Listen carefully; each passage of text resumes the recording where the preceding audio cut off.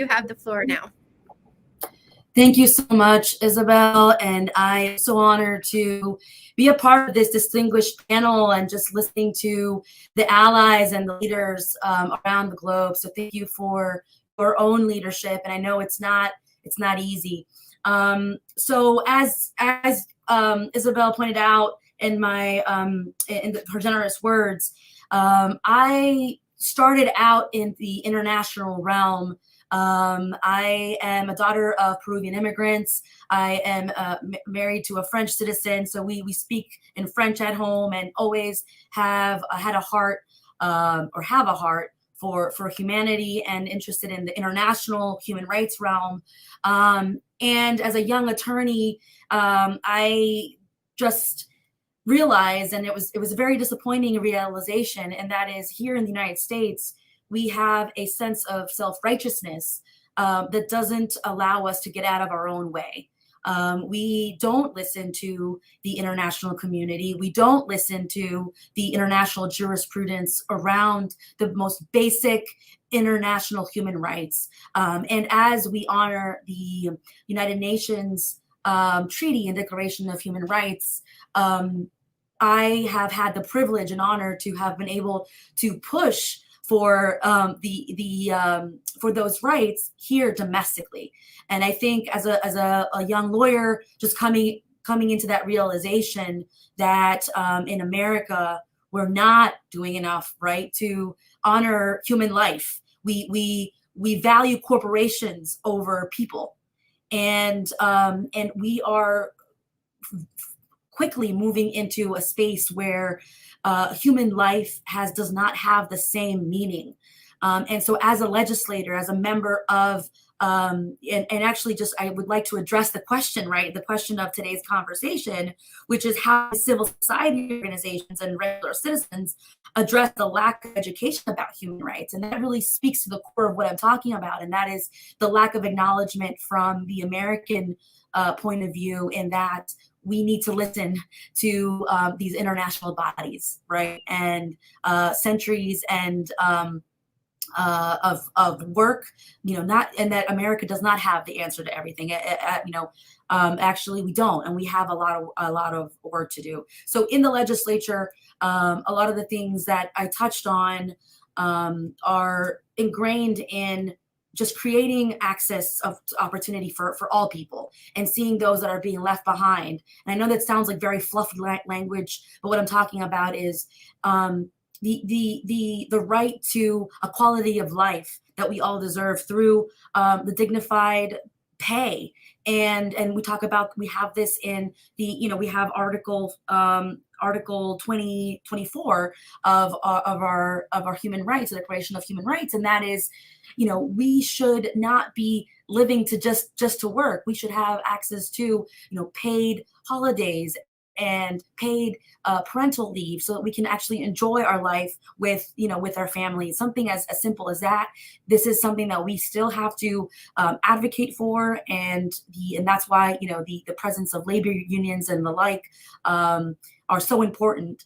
And when it comes to speaking in terms of human rights, I can already tell you that just being in the room when we're legislating, or when we're listening to members of the community testifying, right? If anybody brings up international law or human rights law, it's almost like their eyes just glaze over. It's like, oh, that's not something that's relevant here. And so then I decided to use my talents and my skills to then change domestic policy with that international perspective and bringing that conversation.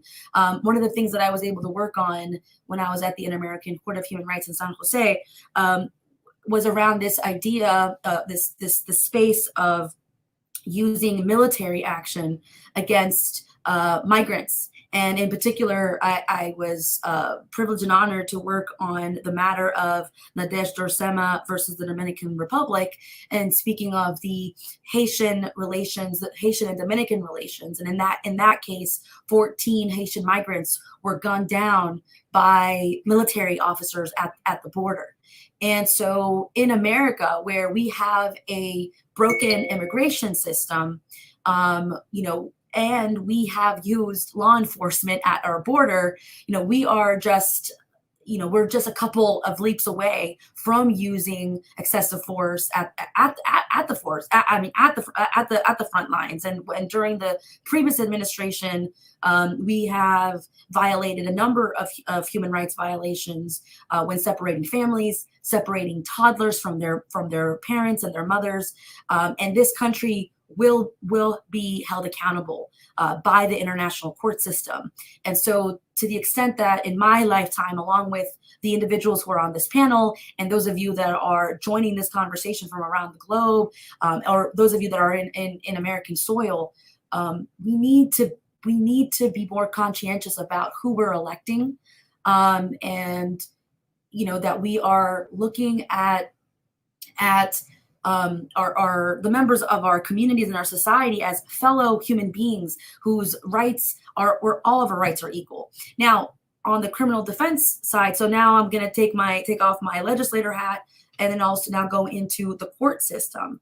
And so the Articles 5 through 11 of the UN Convention on the rights, our international human rights laws, they address due process, access to impartial tribunals, and obviously access to adequate legal counsel.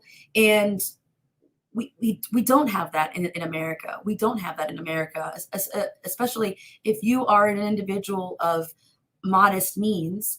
And I see this also as having worked previously in the offices of public defenders offices around, in Louisiana and now in Maryland. In Maryland, though, Maryland has actually a great system, and the threshold to be able to be represented by a public defender is higher than most in terms of the poverty level that you must show. But regardless of that, even if you do get public representation, because of the colleagues and then they're wonderful lawyers, they're saturated. They're at capacity constantly. So that representation isn't going to be, it's not going to be this. There isn't enough time and resources to adequately represent that defendant. Now, when it comes to, in the wake of Floyd and, having been in Maryland now over a dozen years, we have seen, a crises between the relations between the police and our Black communities of color, and in Baltimore City, we saw that, with a number of individuals who also, had a little bit of media attention. And so in the legislature, as early as 2014, when I was on the House Judiciary Committee, we started legislating in the areas of police reform, and changing that culture, and grappling the racism that exists within our criminal justice system. And what I wouldn't like to see happen is that we continue to fall into the trap of singling out an enemy as if it were just the police. There are a number of reforms that we have to go into in terms of diversifying the bench, diversifying those of us that are practicing as attorneys. I can tell you, as a former elected, and I walk into the courts today and they simply don't know what to do with me. They don't know if I'm the interpreter, if I'm there on protect as a probation officer, but it's never that I'm never the attorney, right? And so we have to really, those of us that are in the international human rights realm, incentivize peoples of all backgrounds, especially in America, to pursue a career in public service, in international human rights law, in the nonprofit sector, diversifying those spaces so that we can become more, even on the domestic front, bring these international conversations into these organizations within civil society. There has to be a stark change in the culture in America, where we bow our heads down and we become more humble and start to really talk about the fact that we don't have the answers to everything, and it's a really huge it's a huge feat to even to even begin, because even as an attorney, and my training, I got my legal degree at the University of Maryland School of Law, one of the most progressive law schools in the DC metropolitan area. And some of the professors, even if I were to bring up any kind of international conversation to, let's see, any area, so torts or contracts, it's almost like we're speaking two different languages. And what I try to always talk about with my clients, I'm also an immigration attorney, so speaking to Article 14 of the Declaration, we have every individual has a right to seek asylum and protection in any country. And so as we see Congress bringing in international law into the statutes, we see a lack of respect for the international jurisprudence in our statutes. It's not taken as seriously. So Congress pretty much just, says, okay, we have to abide by this convention. Let's just put it in. There's no real thought process. And it's because there's a lack of expertise even within Congress or counsel to Congress to really be intentional about how you implement, what America is signing on to when it comes to these international treaties, and abiding by, just agreements and understandings around the globe. But I can go on and on. I wanted to address and then obviously the right to education. So I'll finish with this point. I'd much rather hear from those of you that are listening in and keeping this kind of two-way conversation. The right to education. So I was born in this country, and having learned the language through the public school system at a very early age, I became very aware that for some reason I had a debt to the school system. Why is it that the government should care about my language acquisition?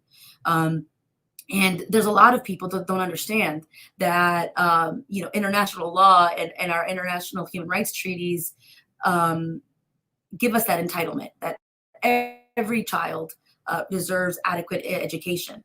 And the average American, if you speak to them, they don't start from a fundamental conversation of we're all treated equally. They will tell you, somebody who doesn't understand how immigration works, especially because immigration is broken in this country, they will tell you, why don't you just become legal? Why don't you just legalize yourself?